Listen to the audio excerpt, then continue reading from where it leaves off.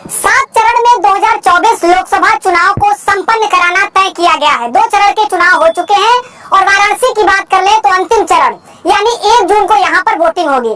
फिलहाल नामांकन को लेकर जिला प्रशासन द्वारा तैयारियां शुरू कर दिया गया है और ये जो परिसर है यहाँ पर ही भारतीय जनता पार्टी की तरफ से प्रधानमंत्री नरेंद्र मोदी, इंडिया गठबंधन की तरफ से अजय राय, पीडीएम की तरफ से गगन प्रकाश यादव, इसके अलावा अलग अलग दलों से जो नेता हैं वो नामांकन करेंगे। यहाँ पर जो लोग हैं वो अधिवक्ता समाज से, अन्य अलग अलग वर्गों से हैं। उनसे जानने का प्रयास करेंगे कि पूर्वांचल का मिजाज क्या है, किन मुद्दों पर लोग वोट करने पहुँच रहे हैं, क्या कुछ हालचाल है। नमस्कार सर, कैसे हैं? जी हम लोग बहुत अच्छे हैं। क्या चल रहा है बनारस और पूर्वांचल का मिजाज इस समय, किन मुद्दों पर जनता वोट करेगी इस बार? इस बार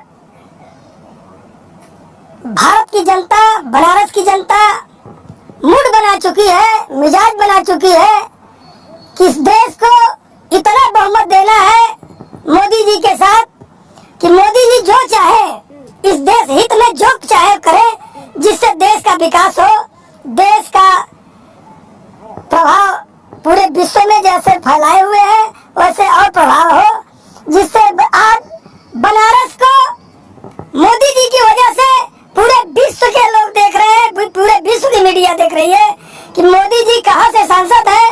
आज बनारस का नाम हम लोग कहीं बाहर जाते हैं लेते हैं तो ये होता है मोदी जी के क्षेत्र के हैं, तो हम लोगों का भी सम्मान बढ़ता है और बड़े सम्मान से हम लोगों को लोग देखते हैं और सम्मान से हम लोग से बात करते हैं। सबसे बड़ा सवाल यहाँ पर है कि जहाँ पर एनडीए की तरफ से दावा किया गया है कि हम 400 सीट जीतने जा रहे हैं, वहीं इंडिया गठबंधन ने भी उनको चुनौती देते हुए कहा है कि आप 150 पर सिमटने जा रहे हैं।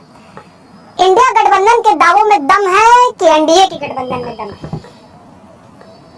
एनडीए के गठबंधन में दम है।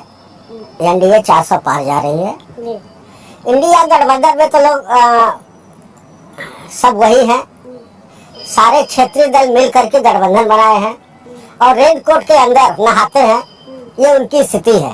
तो एनडीए गठबंधन में भी तो दर्जनों दल है, उसमें भी तो अलग अलग दल है। लगातार क्या कांग्रेस पार्टी से या अलग अलग दलों से अगर बीजेपी में जा रहे हैं तो सांप हो जा रहा है, ये तो सवाल विपक्ष करता है। लेकिन बताए तो हमारे यहाँ तो दिख रहा है कि रेनकोट के अंदर नहाते हैं लोग पहन के। चलिए, कहा गया है कि अगर भारतीय जनता पार्टी इतनी बड़ी बहुमत, जितनी बड़ी बहुमत का दावा किया जा रहा है, अगर आ जाती है तो संविधान खतरे में हो जाएगा, संविधान बचाने का चुनाव है, कांग्रेस पार्टी का ये कहना है। देखिए, 2 बार आदरणीय प्रधानमंत्री जी को मैंडेट मिला था।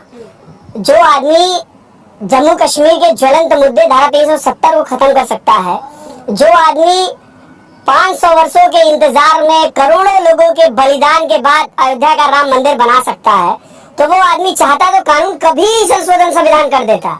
लेकिन आदरणीय प्रधानमंत्री जी ने दृढ़ इच्छा शक्ति से दिखाया है कि 2 चीजें इस देश में आवश्यक है, एक यूसीसी और दूसरा 1 नेशन 1 इलेक्शन, क्योंकि बार बार जो चुनाव होते हैं इसमें हमारा पैसा बर्बाद होता है। तो आदरणीय प्रधानमंत्री जी तीसरे टर्म में उन्होंने कहा है कि 2 टर्म तो झांकी है, पिक्चर अभी बाकी है, तो तीसरे टर्म में हम ये उम्मीद करते हैं कि यूसीसी लागू होगा और 1 नेशन 1 इलेक्शन भी लागू होगा और उसके साथ प्रधानमंत्री जी 3 करोड़ महिलाओं को लखपति दीदी भी बनाने का उन्होंने अपना वादा किया है। और आदरणीय प्रधानमंत्री जी का एक और मैंने देखा है, कल मुझे चीजें हुई कि 70 साल के जो लोग हैं, माता पिता हैं, जो बुजुर्ग हैं, उनसे उन्होंने कहा है कि जिनके बेटे उनको वृद्धाश्रम में भेज देते हैं, उनसे कहा है कि आप घबराइएगा नहीं, आपका ये बेटा नरेंद्र मोदी बैठा है आयुष्मान में। अब 70 साल का किसी व्यक्ति का भी, किसी वर्ग का भी जो 70 साल की उम्र पार कर लेगा, वो आयुष्मान उसका कार्ड बन जाएगा, उसका इलाज एक बयान की और चर्चा हम आपसे करेंगे। ये बताइए, ये जो इनका दावा है कि हमने योजनाओं का लाभ उन तक पहुंचाया